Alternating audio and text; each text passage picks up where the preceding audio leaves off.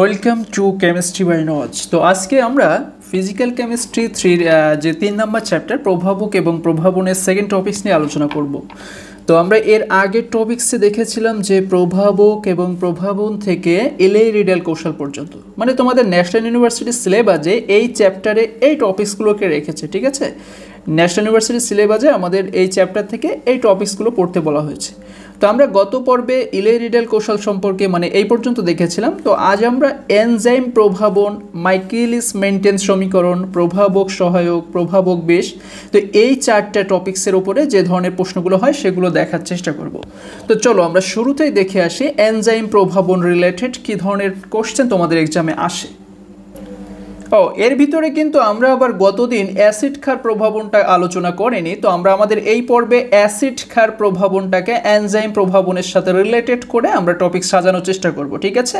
তো আমাদের আজকে টপিকসগুলো হবে অ্যাসিড ক্ষার প্রভাবন রিলেটেড, এনজাইম প্রভাবন রিলেটেড, মাইকেলিস মেন্টেন সমীকরণ রিলেটেড, প্রভাবক সহায়ক, প্রভাবক বেশ, এই ধরনের কোশ্চেন বা এই ধরনের টপিকস রিলেটেড যতগুলো কোশ্চেন আছে। তো চলো আমরা শুরুতে অ্যাসিড ক্ষার প্রভাবন রিলেটেড কী ধরনের প্রশ্ন আমাদের এক্সামে আসে বা এটা আসলে অ্যাসিড ক্ষার প্রভাবনটা কি সেটা দেখে নেই। ওকে, তো দেখো আমরা শুরুতে অ্যাসিড ক্ষারক প্রভাবন বিষয়টা আগে দেখে নেই, তারপর আমরা এই রিলেটেড প্রশ্ন এখান থেকে দেখার চেষ্টা করব, ঠিক আছে।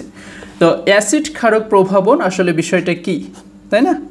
তো প্রভাবক প্রভাবন বিষয়টা আমরা গত পর্বে দেখেছি। আমি এই বিষয় নিয়ে এখন আর কথা বলবো না। আমি এখন যেটা আলোচনা করব সেটা হলো অ্যাসিড ক্ষারক প্রভাবন। তো সাধারণত যে সকল বিক্রিয়া এরকম অ্যাসিড দ্বারা বা ক্ষারক দ্বারা প্রভাবিত হয় তাদেরকে অ্যাসিড ক্ষারক প্রভাবন বলে। আমি যদি বলি এই যে সুক্রোজ বা চিনির আর্দ্র বিশ্লেষণ বিক্রিয়ায় গ্লুকোজ এবং ফ্রুক্টোজ তৈরি হচ্ছে, এটা কিন্তু এই HCl অ্যাসিডের প্রভাবে হচ্ছে এই বিক্রিয়াটা, ঠিক আছে। মানে এখানে ক্যাটালিস্ট হিসেবে কাজ করছে HCl অ্যাসিড। তাহলে আমরা এই বিক্রিয়াটাকে কি বলতে পারি? আমরা এই বিক্রিয়াটাকে বলতে পারি অ্যাসিড প্রভাবন বিক্রিয়া। আবার এই যে রিয়াকশনটা দেখছো এটা কিন্তু এই সোডিয়াম হাইড্রোক্সাইড ক্ষারের প্রভাবে সংঘটিত হচ্ছে এই বিক্রিয়াটা, ঠিক আছে। এটা হলো ইথাইল অ্যাসিটেটের সাথে সোডিয়াম হাইড্রোক্সাইডের আর্দ্র বিশ্লেষণ বিক্রিয়ায় সোডিয়াম ইথানয়েড এবং ইথানল পাওয়া যায়। তো এই বিক্রিয়াটা এই সোডিয়াম হাইড্রোক্সাইড ক্ষারের উপস্থিতিতে হয় আমরা এই রিয়াকশনটাকে বলতে পারি ক্ষার প্রভাবন বিক্রিয়া, ঠিক আছে। তাহলে যে ধরনের রিয়াকশন বা যে রিয়াকশনগুলো অ্যাসিড বা ক্ষারের উপস্থিতিতে সম্পন্ন হয় অথবা যে সকল রিয়াকশনগুলো অ্যাসিড বা ক্ষারক দ্বারা প্রভাবান্বিত হয়, এই প্রভাবান্বিত হওয়ার ঘটনাটাকে অ্যাসিড প্রভাবন বা ক্ষারক প্রভাবন। যদি অ্যাসিড দ্বারা প্রভাবান্বিত হয় তাহলে অ্যাসিড প্রভাবন, যদি ক্ষারক দ্বারা প্রভাবান্বিত হয় তাহলে ক্ষার প্রভাবন বা ক্ষারক প্রভাবন। অথবা যদি একটা রিয়াকশন অ্যাসিড, যদি তোমরা অ্যাসিড ক্ষারক প্রভাবনের সংজ্ঞাটা কীভাবে লিখবা, যে দ্রবণে কোনো বিক্রিয়া অ্যাসিড দ্বারা বা ক্ষারক দ্বারা প্রভাবান্বিত হওয়ার ঘটনাকে অ্যাসিড ক্ষারক প্রভাবন বলে। ক্লিয়ার? ওকে, তো চলো আমরা দেখি অ্যাসিড ক্ষারক প্রভাবন রিলেটেড আমাদের বিগ একটা কোশ্চেন আছে। তো আমাদের অ্যাসিড ক্ষারক প্রভাবন থেকে যে কোশ্চেনটা তোমাদের বারবার দেখা যায়, এই টপিক্সটার নাম বা প্রশ্নটা এইভাবে আসে যে অম্লক্ষার বা অ্যাসিড ক্ষার প্রভাবনের কৌশল এবং কাইনেটিক্স বা গতিবিদ্যাটা বর্ণনা করো, ঠিক আছে। বা এই প্রশ্নটাকে অন্যভাবেও দিতে পারে যে অ্যাসিড ক্ষারক প্রভাবন কি, অ্যাসিড ক্ষারক প্রভাবনের অনলি কৌশলটা আলোচনা করো।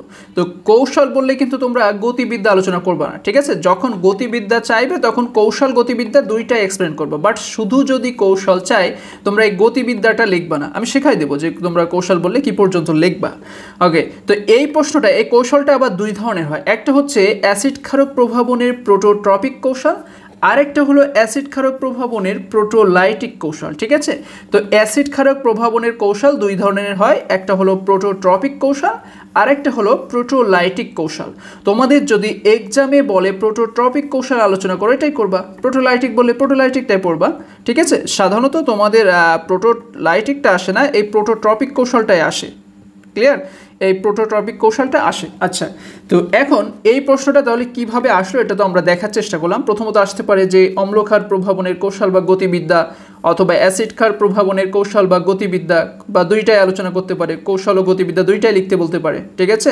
আবার বলতে পারে অ্যাসিড ক্ষার প্রভাবনের বিক্রিয়া হারের সমীকরণ বর্ণনা করো। সেম স্টাইলে সেম প্রসেসে আমরা এই সবগুলো আনসার দিতে পারবো। আবার শেষমেশ ডিরেক্টলি নাম ধরে প্রোটোট্রপিক বা প্রোটোলাইটিক কৌশলের কথা বলতে পারে, ঠিক আছে। তো শুরুতে তোমরা তোমরা কি করবে, অ্যাসিড ক্ষারক প্রভাবনের সংজ্ঞা লিখে নিবা। সংজ্ঞা তো আমি একটু আগেই বলে দিলাম যে যে সকল বিক্রিয়ায় অ্যাসিড বা ক্ষারক দ্বারা কি হয় প্রভাবান্বিত হওয়ার যে ঘটনা সেটাকে অ্যাসিড ক্ষারক প্রভাবন বলে।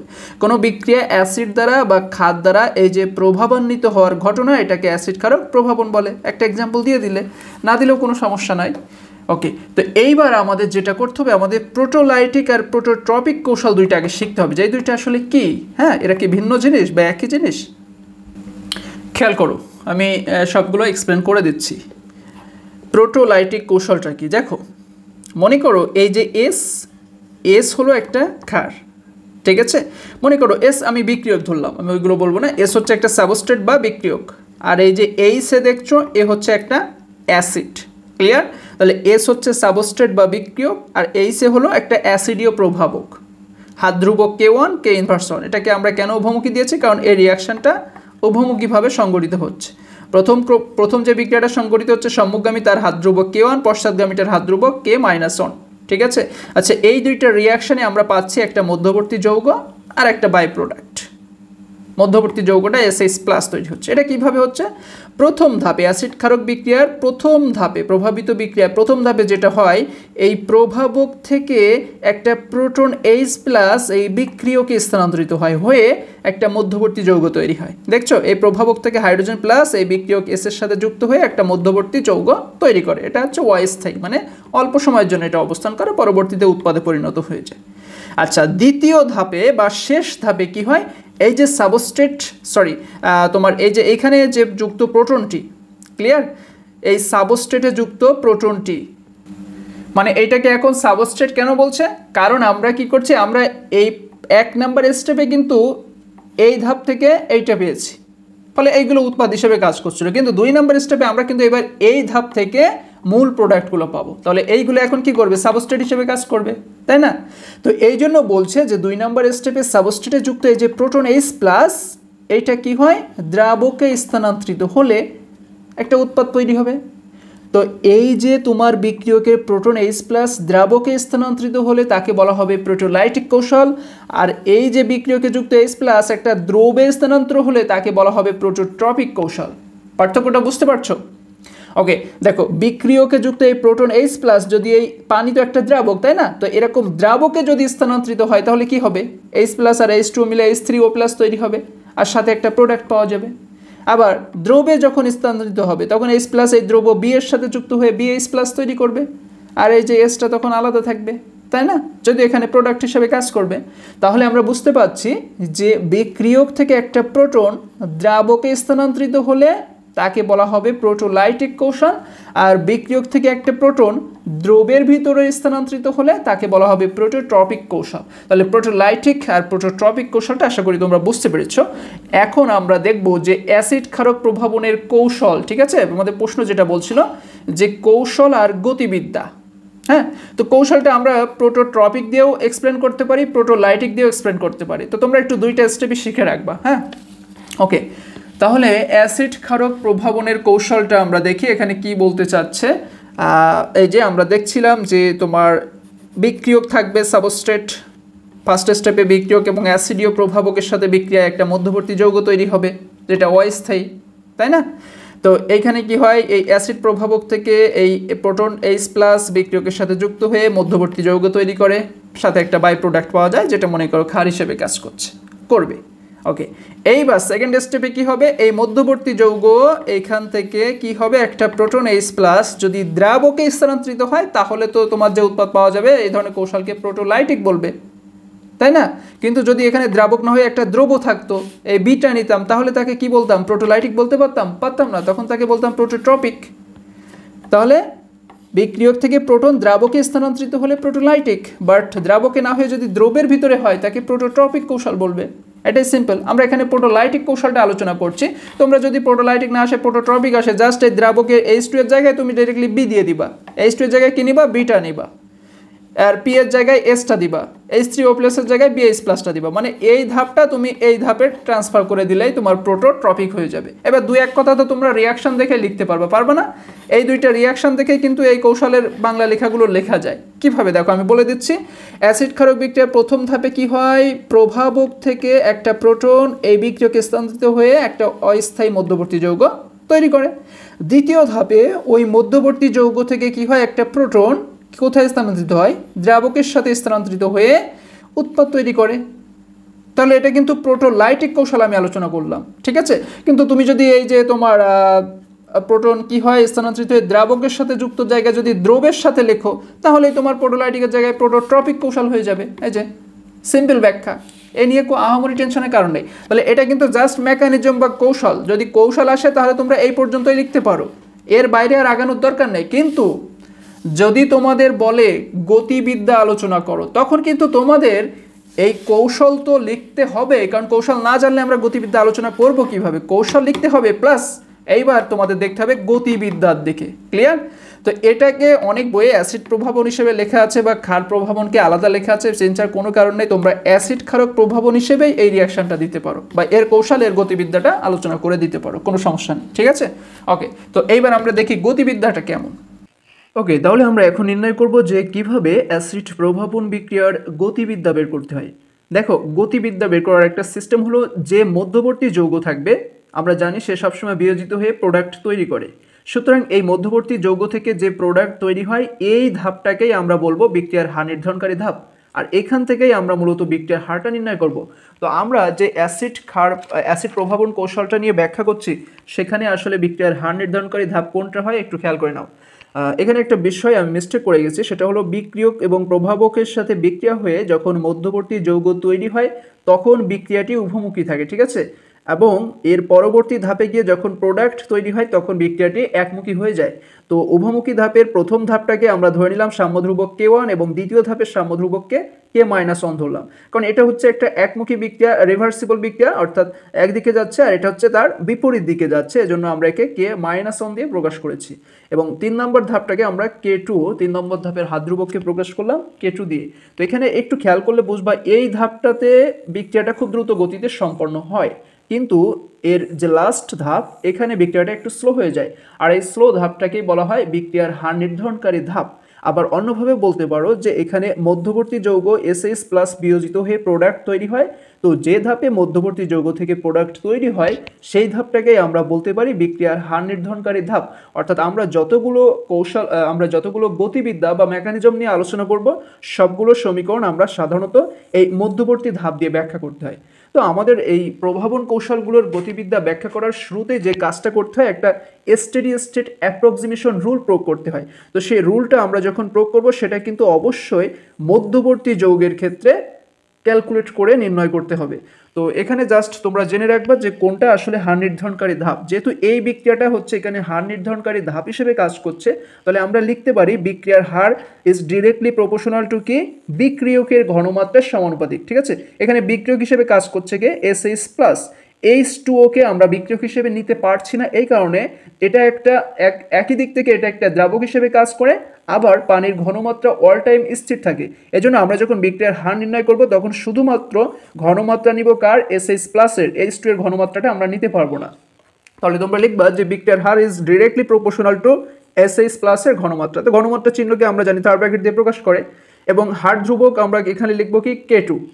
তো জাস্ট বিক্রিয়াটা তাহলে আমাদেরকে আমরা যখন লেখা শুরু করব আমাদের বিক্রিয়াটা ঠিক এইরূপ আসে। দেখো যে বিক্রিয়ার হার, আমরা জানি বিক্রিয়ার হার কিসের সমানুপাতিক, বিক্রিয়কের ঘনমাত্রার সমানুপাতিক। তো আমরা বিক্রিয়কের ঘনমাত্রা হিসেবে পানিটাকে রাখতে পারছি না, কারণ আগেই বলেছি পানি স্থির ঘনমাত্রা স্থির ও দ্রাবক হিসেবে কাজ করে, যে কারণে তাকে আমরা ডিরেক্টলি সমানুপাতিক উঠিয়ে হার ধ্রুবক K2 হিসেবে বিবেচনা করে দিয়েছি।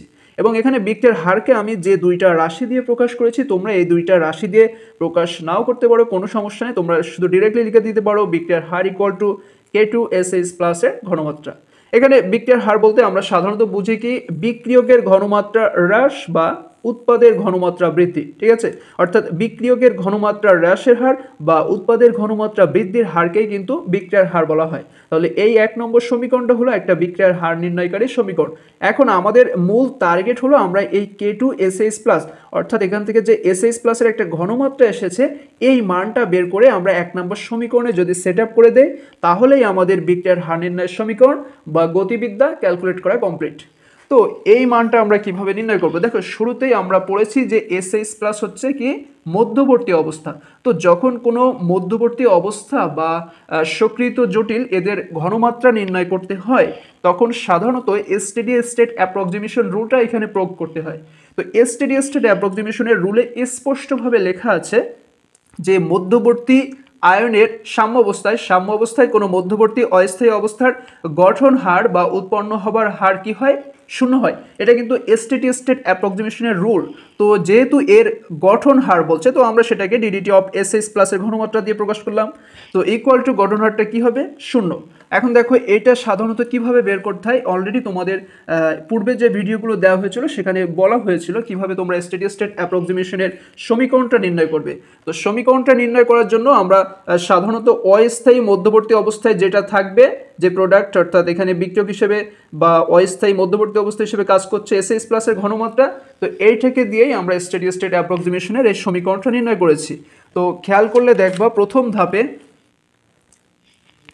অর্থাৎ এই SH+ যখন আমরা ক্যালকুলেট করছি তো প্রথম ধাপে SH+ যখন প্রথমে এইখান থেকে SH+ তৈরি হচ্ছে তখন কিন্তু SH+ এর ঘনমাত্রা বৃদ্ধি পাচ্ছে, যার কারণে আমরা প্লাস K1, ঠিক আছে, এই সমীকরণটাকে আমরা লিখব কি প্লাস K1 ইন্টু বিক্রিয়কের ঘনমাত্রার গুণফল অর্থাৎ K1 into S into SA, এটা অবশ্যই প্লাস হিসেবে থাকবে। কিন্তু পরবর্তী ধাপে দেখো এখান থেকে যখন 2 নম্বর ধাপ অর্থাৎ বিপরীতমুখী বিক্রিয়াটা প্রবাহিত হচ্ছে তখন কিন্তু এই SH+ এর ঘনমাত্রাটা হ্রাস পাচ্ছে। কেন? কারণ এখান থেকে আবার উল্টা SH তে পরিণত হচ্ছে, অর্থাৎ এই মধ্যবর্তী যৌগটা তখন কি হচ্ছে?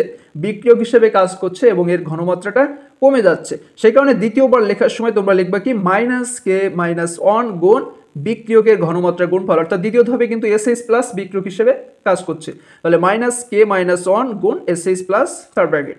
এরপর তৃতীয় ধাপে গিয়ে তোমরা কি করবা? দেখো তৃতীয় ধাপ তো এটা, তো তৃতীয় ধাপেও কিন্তু SH+ বিক্রিয়ক হিসেবে কাজ করছে এবং তৃতীয় ধাপেও দেখো এ থেকে যখন প্রোডাক্টটা তৈরি হবে তখনও কিন্তু এর ঘনমাত্রা কমতে থাকবে। তাহলে আমরা 3 নম্বর ধাপে লিখবো -K2 ইন্টু বিক্রিয়কের ঘনমাত্রা অর্থাৎ SH+ থার্ড ব্র্যাকেট। H2 তো থাকার প্রশ্নই আসে না কারণ এই ঘনমাত্রাটা এখানে স্থির, আবার এটা দ্রাবক হিসেবে কাজ করছে। তো এটাই আমরা জাস্ট স্টেডি স্টেট অ্যাপ্রক্সিমেশনের রুল হিসেবে পরবর্তী পেজে এখানে দেখো হুবহু কিন্তু আমরা সেম টু সেম ওইভাবে লিখে দিয়েছি। তো এর পরবর্তী ধাপে দেখো তোমাদের এই লাইনটাতে আমরা K1 S কে ডান পাশে নিয়ে এসেছি, এটা যেভাবে ছিল সেভাবেই আছে, শুধুমাত্র আমরা এই উভয় পক্ষকে -1 দিয়ে গুণ করে দিচ্ছি, ঠিক আছে, যার কারণে দেখো চিহ্ন সবার কিন্তু চেঞ্জ হয়ে যাচ্ছে। এরপর আমরা যদি এই দুইটার ভিতরেই SH+ আছে যে কারণে আমরা ওটাকে কমন হিসেবে রাখলাম, বাকি দুইটা ব্র্যাকেটের ভিতরে থেকে গেল এবং পরবর্তী ধাপে গিয়ে আমরা SH+ কে রেখে এটাকে যখন ডান সাইডে পাঠিয়ে দিচ্ছি তখন সে কি হয়ে যাবে? এই সমীকরণটার সাথে ভাগ হয়ে যাচ্ছে। তো এটাকে আমরা ধরে নিলাম 2 নম্বর সমীকরণ। তো দেখো এটাকে আমরা কেন 2 নম্বর সমীকরণ ধরছি, কারণ আমরা কিন্তু আমাদের মূল প্ল্যান ছিল মধ্যবর্তী আয়নের ঘনমাত্রাটা নির্ণয় করা। তো আমরা কিন্তু অলরেডি মধ্যবর্তী আয়ন SH+ এর ঘনমাত্রা নির্ণয়ের একটা সমীকরণ পেয়ে যাচ্ছি। এই সমীকরণটাকে আমরা আমাদের যে শুরুতে বিক্রিয়ার হার নির্ণয় করেছিলাম এই যে এই অবস্থানে আমরা এই পজিশনে সেটাকে সেট আপ করে দেব। তাহলে আমাদের বিক্রিয়ার হার হবে K2 ইন্টু ওই SH+ এর আমরা যে মানটা পেলাম সেটা এখানে জাস্ট ডিরেক্টলি বসে যাবে। এইটাকে আমরা বলতে পারি অ্যাসিড প্রভাবন ক্রিয়ার প্রোটোলাইটিক কৌশলের সমীকরণ, ঠিক আছে। অর্থাৎ বিক্রিয়ার হার যখন নির্ণয় হয়ে যাবে তখন তোমরা সেটাকে বলতে পারো এটাই প্রোটোলাইটিক বা প্রোটোট্রপিক কৌশলের সমীকরণ। যেহেতু আমরা প্রোটোলাইটিক কৌশল নিয়ে কাজ করছি তাহলে আমরা বলবো এটাকে বলা হয় অ্যাসিড প্রভাবন বিক্রিয়ার প্রোটোলাইটিক কৌশলের সমীকরণ। এখন আমাদের অ্যাসিড প্রভাবন বিক্রিয়ার গতিবিদ্যা বা প্রোটোলাইটিক কৌশলের সমীকরণ কমপ্লিট হয়ে গেল। এখন আমরা একটু এই যে হার সমীকরণ এটা নিয়ে একটু পর্যালোচনা করব বা এটা একটু বিস্তারিত ব্যাখ্যা লিখব কিভাবে। ওকে, দেখো 2 নম্বর সমীকরণ থেকে দেখা যায় K1 K2 না, আমরা এখানে জাস্ট K2 এবং K-1 এর ভিতরে আলোচনা করছি। তো 2 নম্বর সমীকরণ থেকে দেখা যায় যখন K2 মাস গ্রেটার দেন K-1 হয় তখন বিক্রিয়ার হার D D T of product equal to, এটা না লিখলেও তোমাদের সমস্যা নেই, তোমরা ডিরেক্টলি বিক্রিয়ার হার ইকুয়াল টু লিখতে পারো। তো দেখো K2 গ্রেটার দেন K-1 এর অর্থ কি দাঁড়ায়? এর অর্থ দাঁড়ায় আমরা এই K2 যখন K-1 এর থেকে ব্যাপক বড় হয়ে যাবে, মাস গ্রেটার দ্যান মানে কি বড় চেয়েও বড়, তখন আমরা এই K-1কে অ্যাভয়েড করতে পারবো, ঠিক আছে, বা এই K-1 এর সাথে যে রাশিগুলো থাকবে তাকে আমরা অ্যাভয়েড করে দিতে পারবো। তো আমাদের তখন থাকবে কি শুধুমাত্র K2 থাকবে। আর দেখো এখানে K-1 এর সাথে যে রাশিটা ছিল তাকে কিন্তু আমরা অ্যাভয়েড করে দিয়েছি। এর পরবর্তী ধাপে দেখো এখানে উপরে K2 নিচে K2 আউট হয়ে যায়, থাকে শুধুমাত্র K1H অর্থাৎ আমরা বলতে পারি যে যখন K2 K-1 এর থেকে মাস গ্রেটার দ্যান হয় তখন বিক্রিয়ার হার সাবস্ট্রেটের ঘনমাত্রা এবং অ্যাসিডের ঘনমাত্রার সমানুপাতিক, ঠিক আছে। আবার দ্বিতীয় ধাপে যখন আমরা K2কে K1 এর থেকে মাস লেস দ্যান ধরবো, বা এটাতে হয়েছিল প্রথম ধাপে আমরা যখন ক্যালকুলেট করেছিলাম তখন K2 কিন্তু K-1 এর থেকে মাস গ্রেটার দ্যান হয়েছিল। এখন K2 K1 এর থেকে যখন মাস লেস দ্যান হবে অর্থাৎ অনেক কম হবে, তখন আমরা এই K2কে অ্যাভয়েড করে অনলি K1কে ডাকবো, ঠিক আছে। অর্থাৎ আমরা এই ধাপে গিয়ে কি করছি, K2কে কিন্তু অ্যাভয়েড করছি, K1 না, এখানে তোমরা K-1 দিবা। অ্যান্ড এই বিষয়গুলো তোমরা একটু ঠিক করে নিবা। তো আমরা এখন K-1কে রাখছি, K2কে অবহেলিত করছি বা K2কে এখানে অ্যাভয়েড করছি। তাহলে আমাদের সমীকরণটা দাঁড়ায় ঠিক এইরূপ, এবং এখান থেকে আমরা উপরের এই যে A মাইনাসের একটা মান আমরা এখানে সেট আপ করবো, সেটা অ্যাসিডের বিয়োজন ধ্রুবক দিয়ে, ঠিক আছে। এই মানটা হবে সাধারণত অ্যাসিডের বিয়োজন ধ্রুবক দিয়ে। আমরা ধরে নিলাম এই সেটা এখানে অ্যাসিডীয় প্রভাবক এ যখন বিয়োজিত হয় তখন হাইড্রোজেন প্লাস প্লাস A- এরূপ দুইটা আয়নে সে বিয়োজিত হয়ে যায়। তো আমরা যদি এখান থেকে অ্যাসিডের বিয়োজন ধ্রুবক নির্ণয় করতে যাই, অ্যাসিডের বিয়োজন ধ্রুবক হিসেবে আমরা কি করব, এই সেটা এখানে অ্যাসিড হিসেবে কাজ করছে, এর বিয়োজন ধ্রুবক নির্ণয় করার জন্য আমরা লিখলাম কি KH ইকুয়াল টু, তো আমরা জানি বিয়োজন ধ্রুবক নির্ণয় সূত্র কি, উৎপাদের ঘনমাত্রার গুণফল বাই বিক্রিয়কের ঘনমাত্রার গুণফল। এটা কিন্তু আমাদের ভরক্রিয়া সূত্রে স্পষ্ট লেখা আছে। তো আমরা লিখব উৎপাদের ঘনমাত্রার গুণফল গুণ বাই বিক্রিয়কের ঘনমাত্রার গুণফল। তো এখান থেকে আমরা নির্ণয় করব A- এর মান, ঠিক আছে, অর্থাৎ আড়াআড়ি গুণন করে দাও। তাহলে আমাদের সমীকরণটা ঠিক এরূপ দাঁড়াবে, H প্লাস গুণ A- ইকুয়াল টু KH গুণ HA। এখান থেকে যদি আমরা শুধুমাত্র A- রেখে H প্লাসকে ডান সাইডে পাঠিয়ে দেই, তাহলে H প্লাস কি হয়ে যাবে, এর সাথে ভাগ হয়ে যাবে। তো এই A- যে মানটা আমরা পেলাম, এই মানটাই কিন্তু আমরা দেখো এই সমীকরণে বসিয়ে দিচ্ছি, ঠিক আছে। অর্থাৎ এখানে তো নিচে A- আছে, আমরা যদি একটু রোটেট করে এখানে 1/A- লিখি, অর্থাৎ আমরা লবকে হরে নিয়ে যাচ্ছি, হরকে লবে আনছি, তাহলে এখানেও H প্লাসটা উপরে চলে যাবে, নিচে চলে আসবে KH গুণ HA। তো দেখো এই সমীকরণটাই কিন্তু এখানে অলরেডি বসে গিয়েছে, H প্লাস এর ঘনমাত্রা বাই HA গুণ KH। এটা বসলো কার জায়গায়, 1/A- এর ঘনমাত্রার জায়গায়।